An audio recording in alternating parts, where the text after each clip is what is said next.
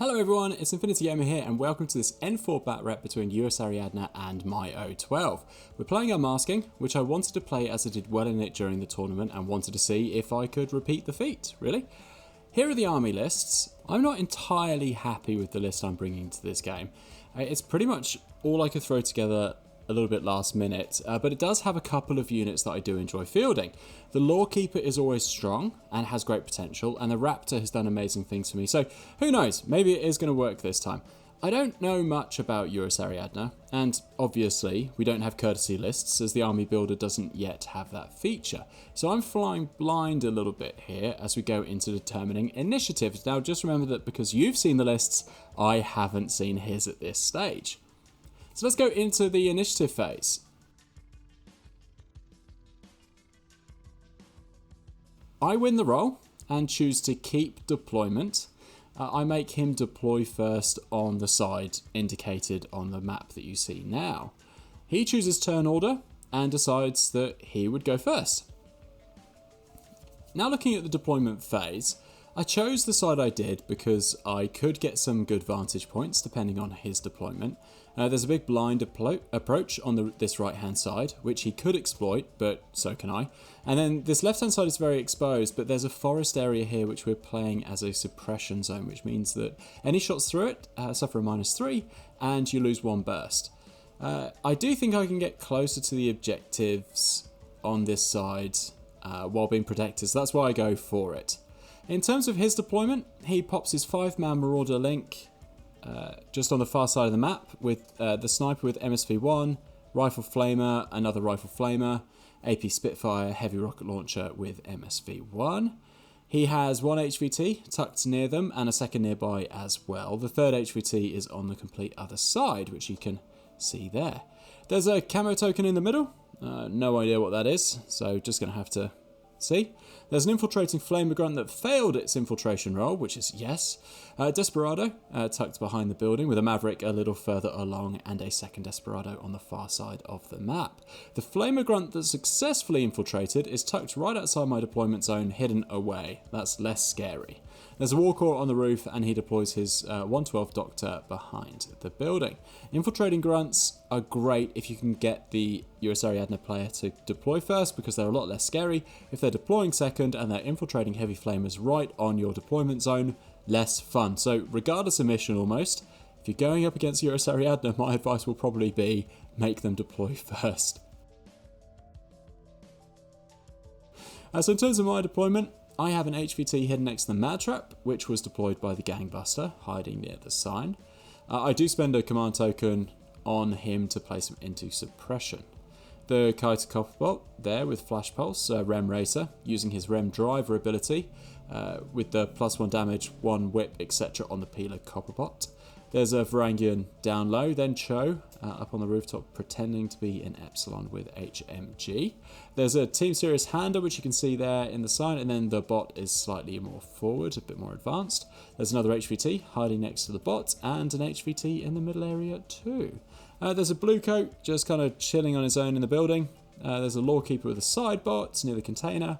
He's the Combi Rifle Specialist Operative version, so that he can go and press buttons. Around the container is the Total Reaction HMG Copperbot, guessing that Rem Driver boost from the Rem Racer. And behind the building is a Raptor multi-rifle with his Flamer Diva bot on the stairs. Not shown here is the Lynx, which is in hidden deployment on the rooftop of the same building. In terms of held back units, he has the Blackjack, which he deploys there, which is very, very scary. I think it's the HMG version. And I drop the Epsilon behind the sign. He chooses for his special data tracker person thing to be the AP Spitfire in the link, and I choose the Lawkeeper as mine. And with that, we begin the game.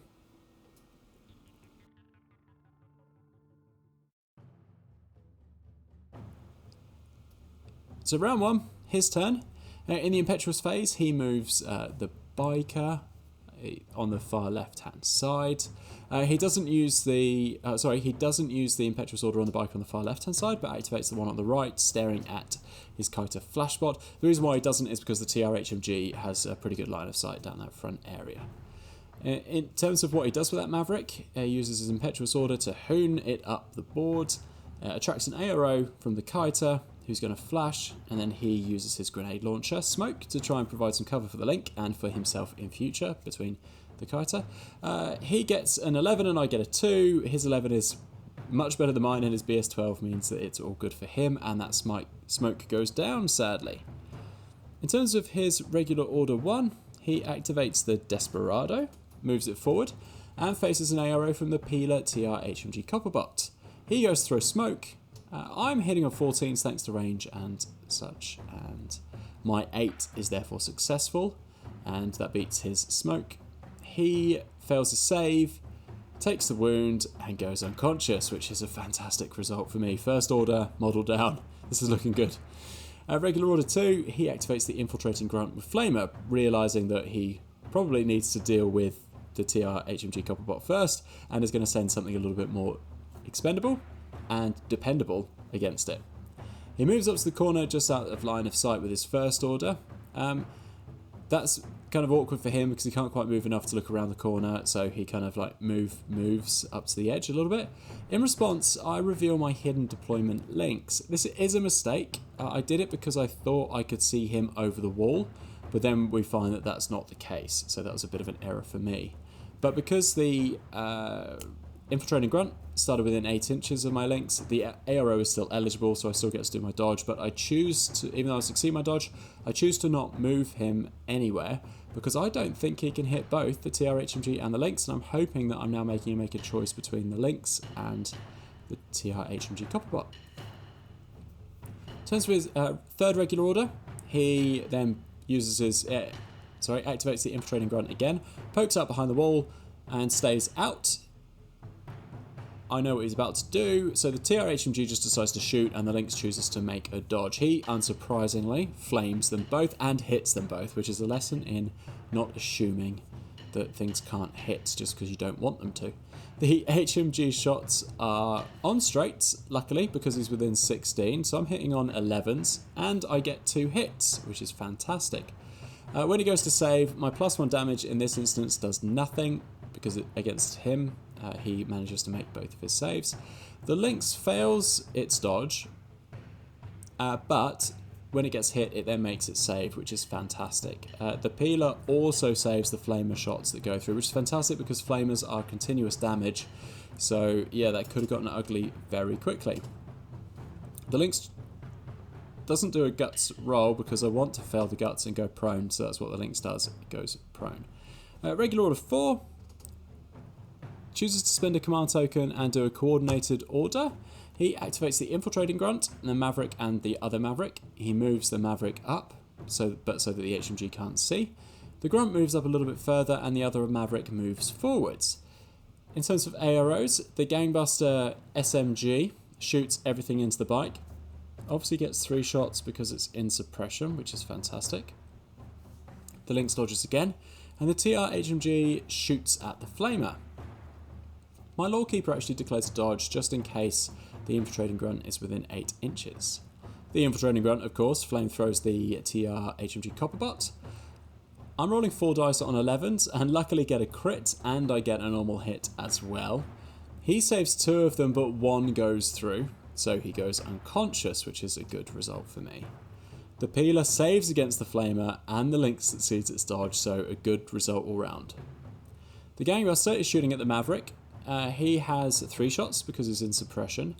I think we played the maths on this slightly wrong because I forget the Gangbuster has MSV1. So how we played it was that he was on -6 shooting through smoke and then -3 for range, so -9 in total. I think I should have only been on -6, but please jump in the comments and correct me if you think that that was correct or if you think it should have been something else instead. Sadly, when I roll my shots, everything misses. -9 can take away even some fairly good rolls. Regular order 5, in pool 1, I think he activates the link and moves them up. The sniper is the leader at this stage. All others are pretty much staying prone and just shuffling. His sniper is actually burst 4 once it's in the link, which is messy. I can see it with the Gangbuster, so choose to shoot back in ARO. This time I'm only shooting on -6s. He's only shooting on -3 because once we get range, mimetism, cover and all of that, it's actually the suppression -3 that keeps him on -3, which is great. I'm on 6s. My 3 is a successful hit, but is cancelled out by both his 4 and its 5. So they're all very low hits, but he gets more, which is a pain. Taking 15 damage on 2 shots, Gangbuster fails both of his saves and is dead, which is a huge shame. In regular order 6, it chooses to activate the Maverick, moves it forward. It is behind smoke. Goes towards the button, but can't make it in its first short skill move, so has to spend the second short skill to move even closer. In terms of regular order 7, the Maverick moves kind of back, away in one move, and then because it's not facing any arrows with a second short skill, he goes to push the button, succeeds with a 10, and he chooses one of the decoys to test to see whether it is a target, and finds out that it's actually the designated target with its first attempt, which is so annoying. And he has enough orders remaining to actually do something with that information. So, regular order 8, he activates the HMG Blackjack and moves it around to see the Mad Trap and the Lawkeeper. The arrow from the Lawkeeper is a dodge. I want to keep it alive for a lot longer if I can. He puts 3 shots into the Lawkeeper and 1 into the Mad Trap, which is an excellent choice because that's basically a free shot on a mine that's going to be annoying. The Forest is the suppression zone, as we mentioned earlier, and so his 3 shots on the Lawkeeper go down to 2. The shots on the Lawkeeper go through, and unfortunately the Lawkeeper can't make its saves, so it goes unconscious. He hits the Mad Trap, and the Mad Trap fails its save, so it also vanishes. So very successful order for the Blackjack. He then chooses to use his special AD drop order to bring in Roger Van Zant. We actually determine that when he enters, it would be a movement skill, so would trigger the AROs, which would be a zone of control with the kiter, with where he's appearing. But the question that we actually had was whether he could use stealth to walk in with his AD drop. Jump into the comments if you know whether an AD order can use stealth. It'd be very interesting to know that. We play that he can't enter stealth, basically because a kind of like stealth move might be closer to a full order. So yeah, we play that it's not, because we also try and, if we're unsure, we take the thing that's kind of like the most detrimental to us as the rule. And in terms of AROs, the Kiter dodges, as does the Rem Racer. Both of those units fail their dodge, which is useless. Regular order 9, he activates Van Zant and moves up to see the Rem Racer by popping out and kind of popping back in. The Rem Racer dodges. Van Zant shoots with his heavy pistol. The Kiter has also chosen to dodge at this stage. The Rem Racer fails his dodge, receives 2 hits, and is unfortunately unable to save those, so is dead and removed from the table. The Kiter successfully dodges and turns to get Van Zant into line of sight, just in case he's got further shenanigans. Good job I did, because with regular order 10, Van Zant moves up. The Flash Pulse is an ARO flash this time, with the Kiter, and the Varangian decides to smodge at her feet, just to try and survive a little bit longer. He puts 3 rifle shots into the Varangian. We're both +3, with me looking for 17s. He crits. I now have to make 2 saves. Sadly, my 2 is, or one of my rolls is a 2, which is a fail, so the Varangian goes unconscious. The Kiter's flash, however, is a success, and it blinds Van Zant. Unfortunately, blinding only lasts till the end of the turn, so when it comes to my turn, I'm not going to be able to utilise that to my advantage, sadly. Regular order 7, he uses a command token and activates the Blackjack, the camo token, and just those 2, and then moves the camo token and the Blackjack forward. In terms of AROs, the Kiter flash pulses the Blackjack. The Team Serious bot goes to discover the camo token. Both of his choose to shoot at the Team Serious bot, and he reveals the camo token to be a Foxtrot. 2 of the shots from the Blackjack going into the Team Serious dog miss, but the Foxtrot's rifle hits. The Serious bot fails his save, so goes unconscious, which is a shame. The Kiter flash pulses the Blackjack, hits, and so the Blackjack is blinded until the end of the turn. Sadly, again, not going to benefit from that for very long, but good for it to happen anyway. Regular order 12, the Foxtrot moves forwards, faces no AROs, so goes prone and crawls to the bottom of the stairs, because it would then start to face AROs as it continued moving. And then with his final order, he places the Foxtrot back into camo. So it's round 1, my turn. I've got 5 orders in this stage in pool 1 and 3 orders in pool 2. Both Van Zandt and the Blackjack can now see, and now I have no impetuous face because everything with impetuous orders is dead. So boo-hoo. Regular order 1, I activate the Epsilon across and move it across to the edge to see the Link team. The Link team obviously decides it will shoot back at the Epsilon, and I just decide to shoot at them with my HMG. I'm heading on straight. He'll be on +3, looking for 15 with 2 dice. I'm looking for 13s on 4 dice. He crits and gets a hit. I fail both of my saves in response, so the Epsilon goes straight to dead. It's not a great start. I mean, we've both lost models in the first order of our turns, so yeah, not great. So in terms of regular order 2, I activate the peeler and decide to move up to the edge of there because I'm setting myself up for my next order pretty much. Then with regular order 3, I activate the peeler again. Using his climbing plus, I move up the side of the building and onto the top. It gets to the top with his first movement. In terms of AROs, the Blackjack decides to shoot and the Warcore flash pulses. The peeler, shooting through the suppression zone just like the Blackjack is, loses a burst. I decide to put 2 into the Blackjack, which was 3, down to 2, and 1 into the Warcore. We will do the Warcore face-to-face first, just for fun. We decide I get cover when coming up over the lip, even though it's not entirely sure, because you don't get cover while you're going up the side of a building, but they didn't see me until I got onto the top, and the Corvus Belli diagram on how you climb makes it seem as though you basically like zoom straight to the top. So not super clear on that one, but we grant the cover. I'm shooting on -6 thanks to range and cover. He's hunting on -6s too. He's looking for a 7 and I'm hunting for 5s, but we both miss, so nothing happens there. My 2 shots on the Blackjack, we're both -3 overall due to cover and range. I miss with both of mine and he misses with his as well. So fat lol nothing pretty much happens in regular order 3. However, I am happy with the Blackjack, with the TR Copperbot's positioning now. It's a lot more useful than behind the building. Regular order 4, I decided to idle and basically do the same again. His AROs are exactly the same as well. In terms of the Blackjack, I hit with a 6, which is fantastic, which is higher than the hit that he rolls. He fails his armor save, so takes a wound. The Blackjack then goes into Battle Ravaged mode, which sounds so cool. The face-to-face with the Warcore is a miss for both, so nothing happens there. So at least this time I succeeded in hitting the Blackjack. Regular order 5, I activate the Raptor, move him up. He faces no AROs, so move up again. I might use him later. We shall see. Then we go into the next order pool. Actually not... I think, unfortunately, we lost some footage as to what I do for the next order, so apologies for that. But with the regular order 7, I choose to activate the Epsilon that's actually Cho. Crawls forward and then crawls again. I'm basically trying to get out of line of sight of all of the Link team and just get selectively try and pick one off, ideally. Then, in terms of the last order in that order pool, she decides to crawl a little bit and then stand at the end of that movement. The Link rocket person declares a shot back, as does the rifle. I haven't done this very well at all.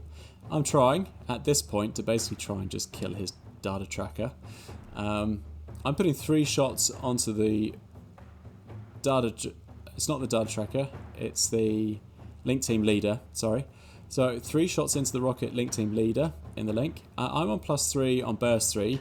He's 2 shots on +3. When I roll, sadly, all 3 of my shots are way too high, and his are also too high. Then the rocket shoots back at me, hits me, but luckily Cho makes a save, which is good. Then using the Lieutenant order, because the Raptor has NCO, he can use that like it's a regular order. I activate the Raptor and then move again, just to, again, move him a bit more forward. Summary of the round at this stage. He's sitting on basically a clean 10 points, which I believe, which is horrible, but is good on him. And I have not achieved very much in my first turn. Anyway, let's jump into round two, sorry, and see if I can do any better. So round 2, his turn.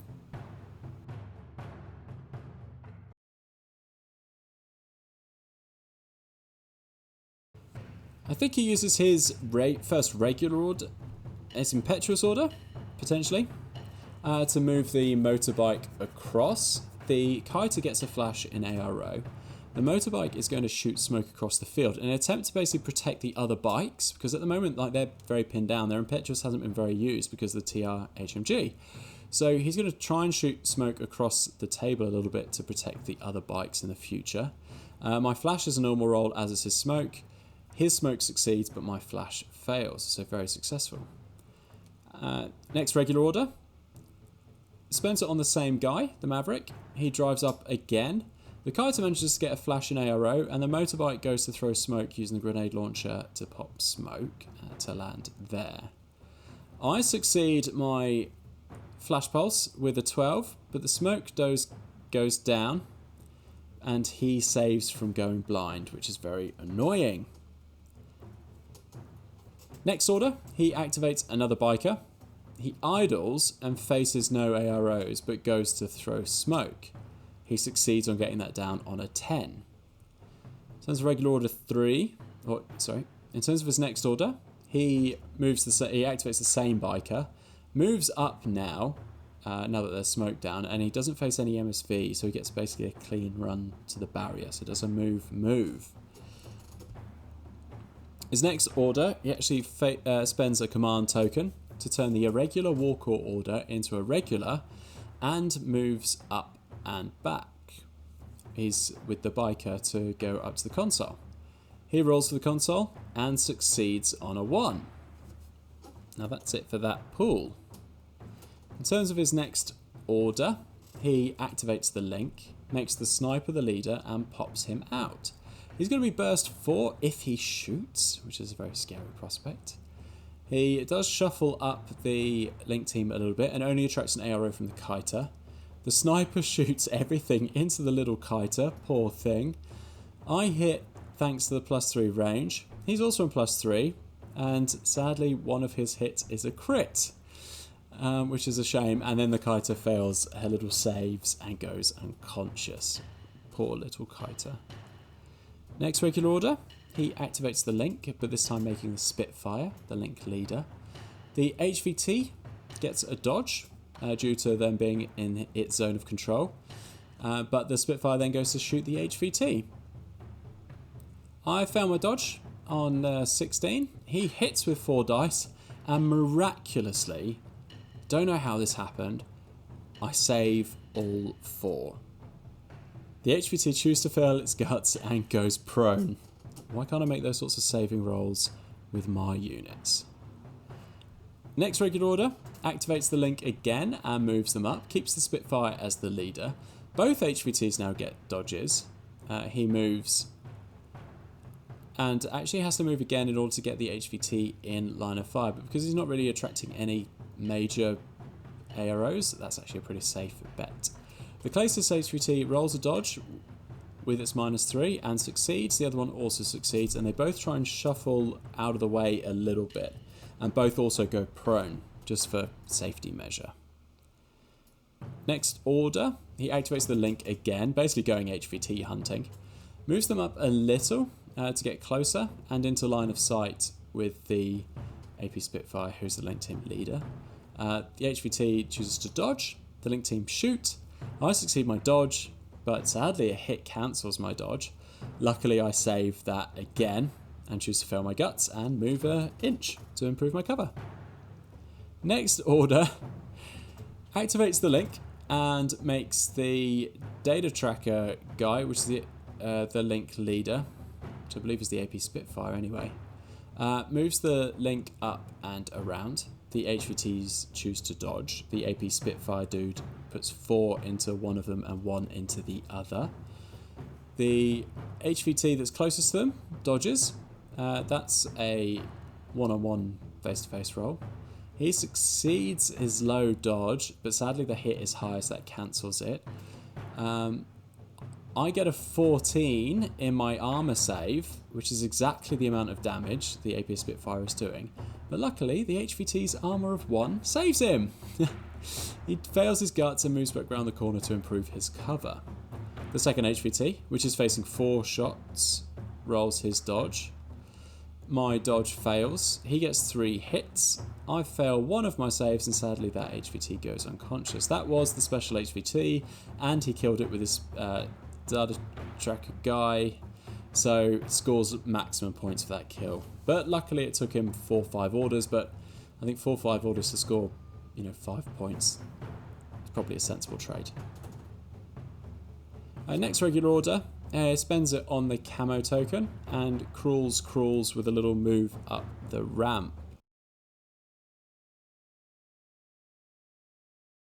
My turn. In round 2, I use my AD combat drop order. There's limited landing spaces in this mission because there's a big exclusion zone in the middle. So I don't have a lot of options for where I can set him down. But I bring in the Delta Doctor, choosing to drop him in, and I succeed the PH roll to land, which is a huge bonus for me. Turns my regular order, move the Delta up to see the rear of the biker. He chooses to ARO dodge. It's going to be at -3 for the target being out of line of sight, and I shoot all my combi shots into the back of him. He dodges on a 1, which cancels out my 1, but luckily my 11 goes through. He fails his save and goes unconscious, so great start to the Delta. With my next regular order, I activate the Delta again and move up to see the other biker. His ARO is a smudge at his feet, and I shoot all my combi shots into him as well. I'm now at +3, thanks to range. I'm hitting on 15s with 3 shots. I get a crit and 2 hits. He has to make 4 saves now, and he fails 3 of them, so that biker is removed from the table. Next regular order, I activate the Delta again, and move around to see the blackjack. I'm feeling bold now, feeling really brave. I'm 3 shots on 15s with +3 thanks to the range, and he's 1 shot on straights, I believe. I get 2 hits, and his hit misses. He fails both of his saves, and his blackjack is dead. This Delta is absolutely carving. It's great to see. I've got 1 more order in the Delta pool, and the TR-HMG isn't currently doing very much, but that's all right. But regular order 4 from that pool, so the TR-HMG moves up to see the rocket launcher member of the Link team. He AROs with a rocket launcher shot. I now realise this was a terrible decision, but hey-ho. He's hitting on +3 and I'm on straights, which is 11s. I luckily get a crit, but that is my only hit. He makes his first save, but goes unconscious with his second and goes dogged. So that was actually a good result in the end. I'm pretty sure I end my turn there due to lack of viable options. I don't have very many orders in pool 2, if any. This, kids, is a lesson in moving things into other order pools if they could be useful, but also so that they could just contribute orders to other things that could be useful. And also, don't let everything die too quickly. That's a terrible thing to do as well.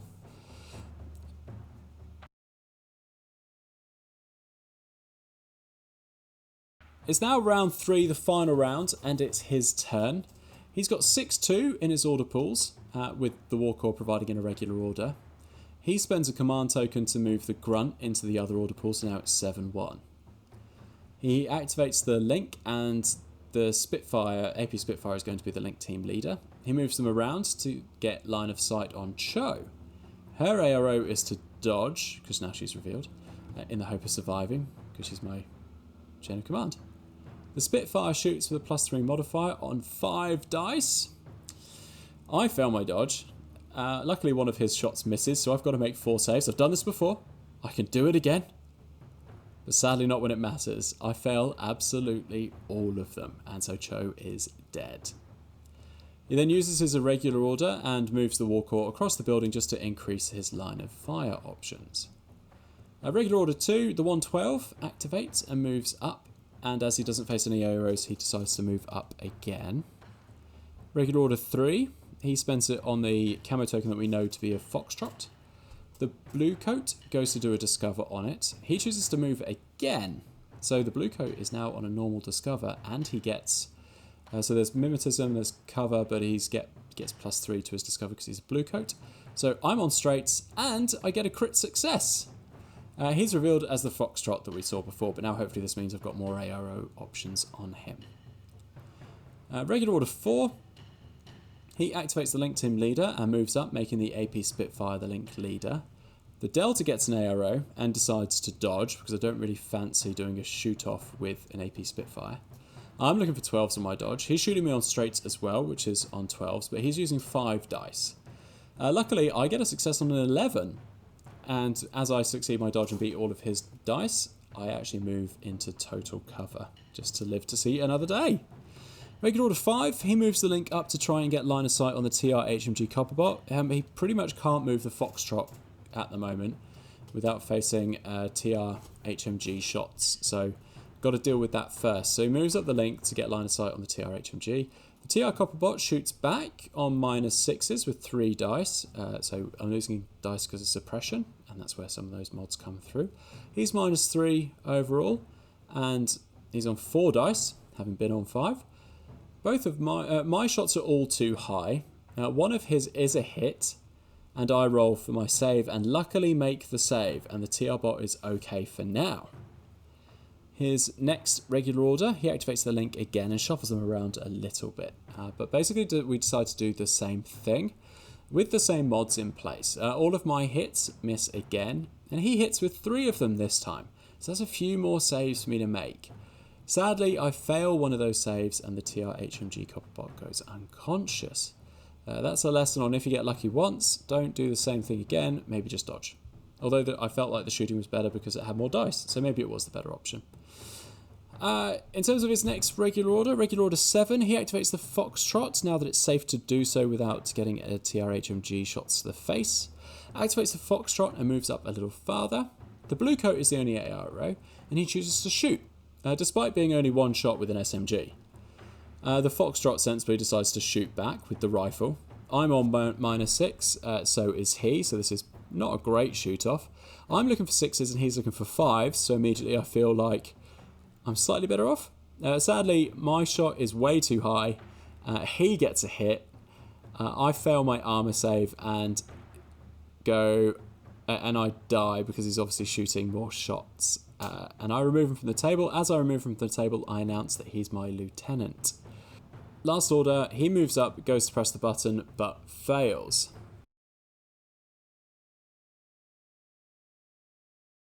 My turn in round 3 in loss of lieutenant now that the blue coat has just died. It's less than ideal, but I spend my last command tokens, to turn irregular orders into regular orders. With my first regular order, I activate my Delta and come out to the edge to basically see one of the link team guys. It is the AP Spitfire one. I need to try and kill him as much as I can. His arrow is to shoot back. I choose to shoot him. We're both on straights. I have 3 shots going onto him and he has 2 shots coming back on me. I hit with 2 of them and he misses with both of his shots. Sadly, he makes his save, so that's a little bit of a waste, but that's to be expected. My next regular order, I activate the Delta again, move up and out of cover. This time I'm actually trying to make a run for the console because I've realised that in terms of scoring, if I can get a console, then I can neutralise some of his points. And if I can at the same time kill his data tracker special guy, then that will neutralise some more of his points as well. So the Delta's basically on a suicide run just to try and even some of the scores. 2 Link team members and a Foxtrot can all see him. I choose to split fire 2 into the data tracker special guy and then 1 into the Foxtrot, just so I'm not facing a huge amount of normals. Then I basically leave the second Link team leader free to do a normal roll on me. I miss the Foxtrot and the Foxtrot hits, but luckily the Delta makes it save, so that's good news. The 2 shots into the Link team data tracker special guy, AP Spitfire guy, I hit with a 9 and beat his once mods have been applied. He doesn't save and goes unconscious and dogged, so that is a good result for me. The normal rolls, sadly, from the second trooper both hit me. I fail my saves, so the Delta is dead. But luckily I managed to achieve at least half of what I was trying to do. It would have been nice to have gotten the beacon as well, but at least I managed to get his special leader guy, which neutralises a couple of points. Regular order 3, this is my second to last order. I need to get the button to at least even the score. I don't really stand much of a chance of doing much else. So I activate the Raptor, move up the 6 inches. This ends up working quite well because the only available ARO is for the Link team to shoot the bot, which actually means that I can now do a move without the Raptor attracting any more AROs for his second move, so that's fantastic. So I choose to do that. The Raptor moves again, and moves out into the open. The Link team shoots the support bots, both of the shots from the Link, and the Foxtrot also gets a shot. Luckily, all three of those miss, which is brilliant news for me. Regular order 4, my final order. The Raptor moves to 6 inches to get into base-to-base contact with the console. The Foxtrot and the Link shoot at him, while I basically just go and press the button. The Link team luckily misses, which is fantastic. The Foxtrot is on straights and misses as well. The roll to get the button is... which is a success. So I get the button at least. So that is the end of the game. In terms of final scores, neither of us had our data tracker people alive at the end of the game, so there's no bonus points there. His designated target was still alive, so he gets a point. We have the same number of consoles activated, so we both get a point. He gets 5 points for killing the designated target with his data tracker dude, and he also gets 1 for killing more decoys than I did. So the final score is 1 to me and 8 to him. In kind of a summary, I wasn't the biggest fan of this list going into the games. I'd actually improved on it since creating it, but it was the only one for which I had printed list ready to use. And obviously I'd used it in a tournament and wanted to test to see if it was good or not. The units that really stood out for me were the Kiter, which succeeded in being annoying with very minimal effort, although for the same kind of points a Warcore could have done the same thing. The Raptor, for which I should have used earlier in the game as it's fast and can take a hit. That's always good and obviously helped me score an objective in the end. It's actually taken a bit of a hiatus in the games I've played since this one, but it's now coming back in because I want to give it another go. The Delta really helped by dropping in behind some advancing units and taking them out, and I've pretty much pulled the... had I done that maybe my turn 1, could have been different, but then I had no real option for doing that, sadly. So came in when it could, did a lot of damage, was an excellent unit, loved it. The HMG-TR Copperbot is always great. It's a favourite of mine anyway because it's very annoying. Basically your opponent has to spend orders dealing with it, otherwise it's just going to mow down anything that moves. But the Climbing Plus ability was really handy on this map, and I often forget that it has it, but it was great to actually get a chance to use it properly.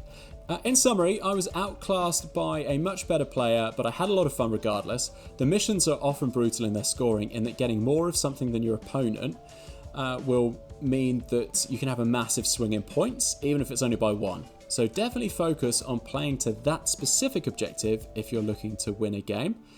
I hope you enjoyed this little M4 battle report. Feel free to like the video to show your support and subscribe if you want to be notified of more Infinity videos in the future. Thank you so much for watching. I really do appreciate it, and I will chat to you again soon.